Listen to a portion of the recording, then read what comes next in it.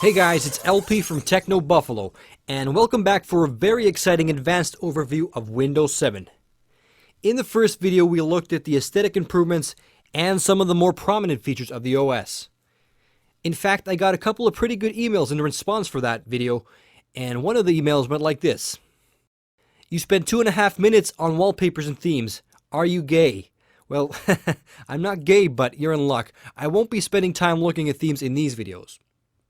So in the upcoming Windows 7 videos, we're going to be going deeper into the new features and improvements. Windows 7, in my opinion, is all about efficiency, faster access to different tasks, and more efficient ways of completing those tasks. And speaking of faster access, let's start off with some more keyboard shortcuts. Shortcuts, in my opinion, are always good, but don't take too many shortcuts in life because you might miss out on something. Anyway, when you're in a folder, you can press Alt-P to bring up a preview view of the files, or in this case, pictures, what you're looking at.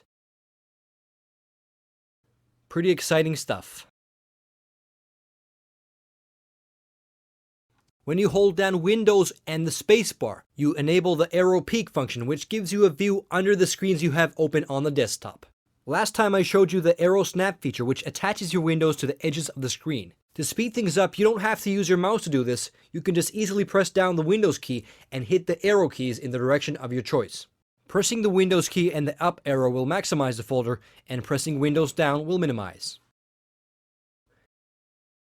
Also, a very functional key command has been added for zooming in.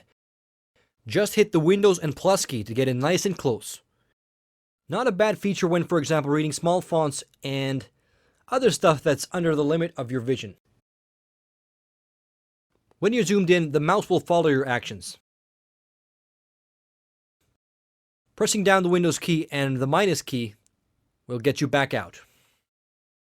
Okay, next up is the rehashed Windows Media Center. I'm just going to take a brief look at Windows Media Center because there's so many features that would take an entire video to cover.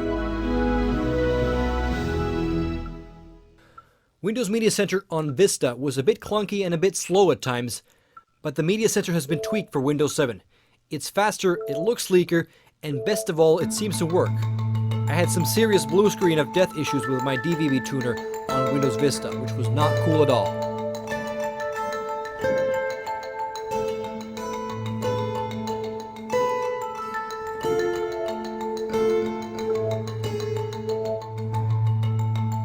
The Media Center interface seems to be quite fast and definitely easy to use.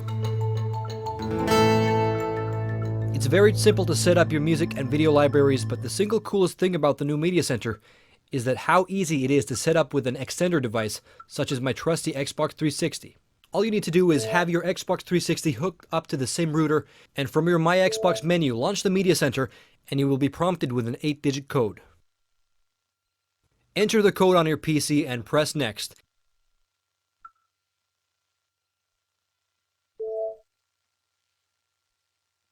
And that's about it. Now you have your Xbox 360 attached to your PC, and you can stream any media content to your home theater. On your Xbox, you will be getting the exact same Media Center interface, which is also very cool. And you don't have to have Media Center running on your PC to do this. Just make sure that Windows 7 is up and running, and you can access Media Center on your Xbox at any time. And after having streamed a couple of movies to my Xbox 360, I can say that it seems to work great. There's not much reason to fill up your Xbox hard drive with music and videos because streaming is now so painless. I can definitely recommend using Media Center on the Xbox. Also, let's take a quick look at the new Media Player 12 in Windows 7. As you can see, there's now a streaming option on the toolbar itself. And streaming is now possible over the local network, but also over the internet. And the setup procedure is equally as simple as the setup process we looked at on the Media Center. The setup requires you to associate with a Windows Live ID, which then enables you to, for example, set up an online media library at home and access your files, for example, music and videos at work. Some pretty cool stuff.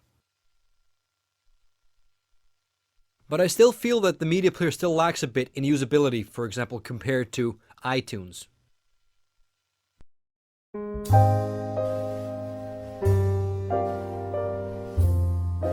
Home Group is also a new addition to Windows 7. It's basically a simplified way of setting up your home network. I've personally never had issues with sharing my files between my home computers, but if you found it too tricky in the past, Homegroup dumbs the process down to a few simple tasks. Just choose the files and or devices you want to share, and create the home group. The setup wizard will give you a password, and that's about it. You've created the home group. Now the home group you've created will appear on devices connected to your network. So you can just use the password you were given and connect to the home group. As you probably noticed, the home group is now listed as an icon in the My Computer window. Sharing your files in your home network is now so easy that if you manage to fail setting up a home group, I'll personally come down and give you a good slap in the face. Okay, let's take a look at some of the new features in the control panel. New to Windows 7 is the Action Center. Sounds pretty cool, right? Well, this time around, I'm not talking about the Chuck Norris type of action, but basically the type of action that you don't want to see. The Action Center on the taskbar will pop up as a flag if there's a severe issue that needs your attention. For example, issues relating to lack of virus protection or having not backed up your system, which it seems I've yet not done. But in any case, the Action Center is basically a one-stop place where you can find system maintenance information and where you can try to address and troubleshoot issues and problems that Windows has detected. Also, a very cool new feature in the security setting is the BitLocker. BitLocker is a very easy-to-use security software that makes it possible for you to encrypt any of your content, for example, external hard drives or USB drives, so that they're only accessible using a password. So if you're like me and you do some moonlighting for secret government agencies, it's probably a good idea to encrypt your files. Just select a drive to be encrypted and enter a desired access code.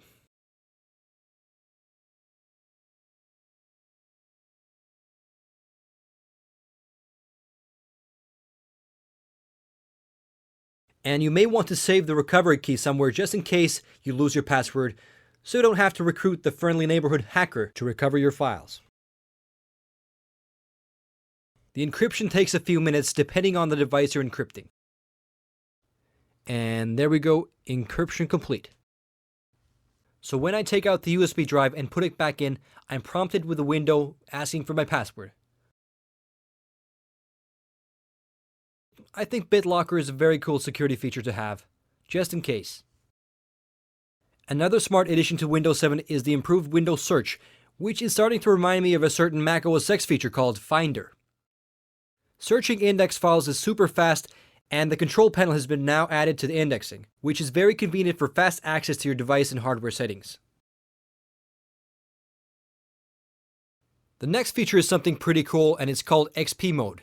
And it's pretty much what it sounds like. It's basically a virtual machine that runs Windows XP like any other application on top of Windows 7. It was very easy to set up, and here it is running in a window, but you can also run it in full screen if you want. It has all the old applications and most of the functionality that Windows XP had, but XP Mode is mainly meant for backwards compatibility for older programs and devices that just aren't compatible with Windows 7.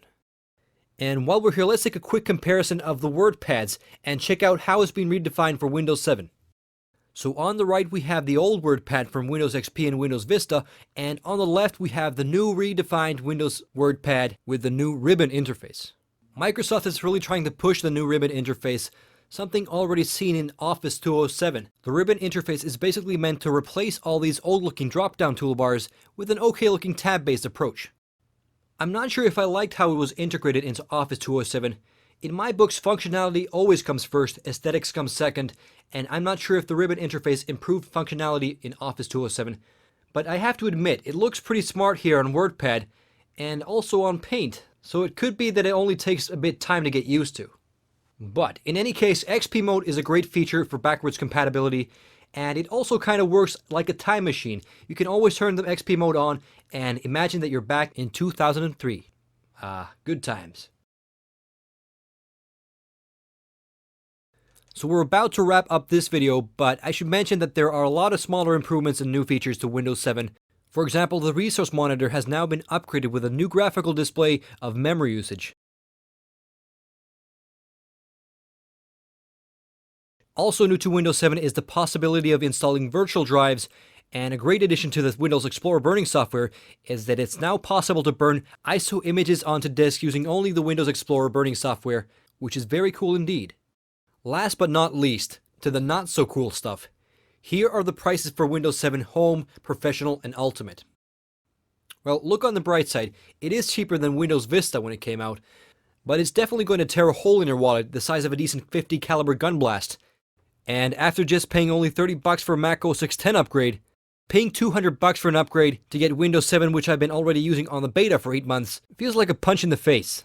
So, what do you think? Are the new features worth an upgrade to Windows 7? Or are you going to be sticking with XP or Windows Vista? Post your thoughts in the comments. And check out my next video where I put Windows Vista, XP, and 7 through some demanding tests and benchmarks. Catch you later, LP from Techno Buffalo, signing out.